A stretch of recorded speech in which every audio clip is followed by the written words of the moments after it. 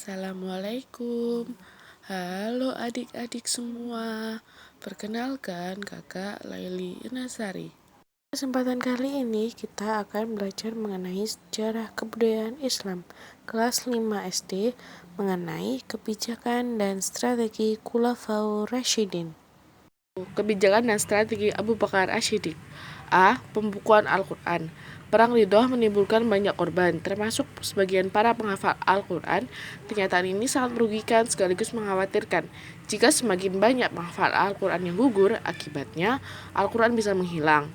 Menyadari hal ini, Umar bin Khattab mencatat semua hafalan Al-Quran yang ada para sahabat. Dengan demikian, Al-Quran dapat diwariskan kepada generasi yang akan datang. Kawasan wilayah. Keberhasilan dalam perang Ridho dapat dikatakan teratasi, namun ada ancaman dari luar yang sedang bergerak.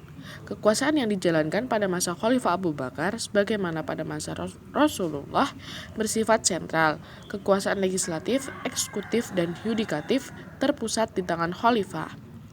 Ketika Abu Bakar menjabat sebagai khalifah pertama, ia berusaha mewujudkan keinginan tersebut dalam upaya memperluas wilayah.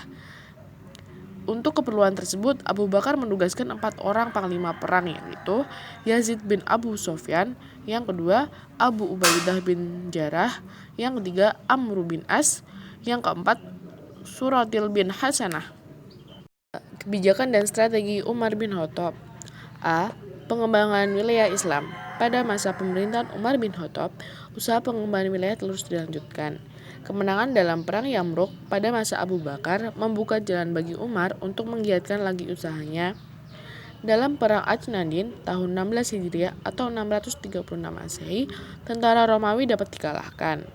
Khalifah Umar bin Khattab melanjutkan perluasan wilayah dan mengembangkan wilayah Islam ke Persia, yang telah dimulai sejak masa Khalifah Abu Bakar.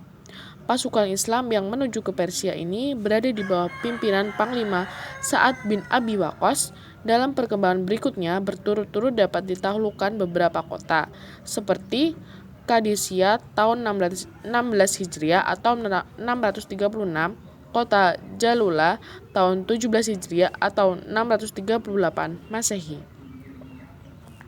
B. Mengeluarkan undang-undang. Di antara jasa dari peninggalan Umar bin Khattab selama ia menjabat khalifah adalah menertibkan pemerintahan dengan mengeluarkan undang-undang. Diadakan kebijakan peraturan perundingan mengenai ketertiban pasar, ukuran dalam jual beli, mengatur kebersihan jalan, dan lain-lain. B. Membagi wilayah pemerintahan. Khalifah Umar bin Khattab juga membagi daerah menjadi beberapa bagian, yaitu pemerintahan pusat dan pemerintahan daerah.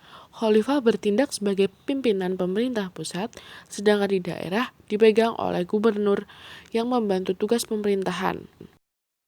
Yang keempat, yakni membentuk beberapa dewan. Selain itu, Khalifah Umar bin Khattab juga membentuk beberapa dewan, di antaranya Dewan Pembendaharaan, Dewan Militer. Ia juga membentuk utusan kehakiman, di mana hakim yang terkenal pada waktu itu adalah Ali bin Abi Thalib. 3. Kebijakan dan strategi Utsman bin Affan. A. Perluasan wilayah. Pada masa Khalifah Utsman terdapat juga beberapa upaya perluasan daerah kekuasaan Islam. Di antaranya adalah melanjutkan usaha penaklukan Persia, kemudian Tabaristan, Azerbaijan, dan Armenia. Standarisasi Al-Quran. Pada masa Utsman terjadi perselisihan di tengah kaum muslimin perihal cara baca Al-Quran. Perlu diketahui terlebih dahulu bahwa Al-Quran diturunkan dengan beragam cara membaca. Dalam menyusun cara baca Al-Quran resmi ini, Khalifah Utsman melakukan berdasarkan cara baca yang dipakai Al-Quran yang disusun oleh Abu Bakar. Setelah pembukuan selesai, dibuatlah beberapa salinan untuk dikirim ke Mesir, Syam, Yaman, Kufah, Basrah, dan Mekah. Pengangkatan pejabat negara. Pemerintahan Utsman berlangsung selama 12 tahun. Pada paruh terakhir masa kekhalifahannya, muncul perasaan tidak puas dan kecewa di kalangan umat Islam. Kepemimpinan Utsman sangat berbeda dengan kepemimpinan Umar. Salah satu faktor yang menyebabkan banyak kecewa terhadap kepemimpinan Utsman adalah kebijaksanaannya mengangkat keluarga dalam kedudukan tertinggi. pembangunan fisik. Meskipun demikian, tidak berarti pada masa Utsman tidak ada kegiatan-kegiatan yang penting. Utsman berjasa membangun bendungan untuk menjaga arus banjir yang besar dan mengatur pembagian air ke kota-kota. Beliau juga membangun jalan, jembatan, masjid, dan memperluas Masjid Nabi di Madinah. 4. Kebijakan dan strategi Ali bin Abi Thalib. A. Penggantian pejabat lama dengan yang baru. Khalifah Ali bin Abi Thalib memerintahkan hanya 6 tahun. Selama masa pemerintahannya, beliau banyak menghadapi permasalahan. Tidak ada masa sedikit pun dalam pemerintahannya yang dikatakan stabil. Setelah menduduki jabatan khalifah, Ali memecat para gubernur yang diangkat oleh Utsman.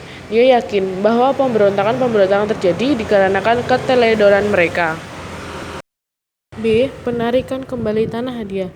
Ali juga menarik kembali tanah yang dihadiahkan Utsman kepada penduduk dengan menyerahkan hasil pendapatannya kepada negara dan memakai kembali sistem distribusi pajak tahunan di antara orang-orang Islam sebagaimana pernah diterapkan oleh Umar bin Khattab.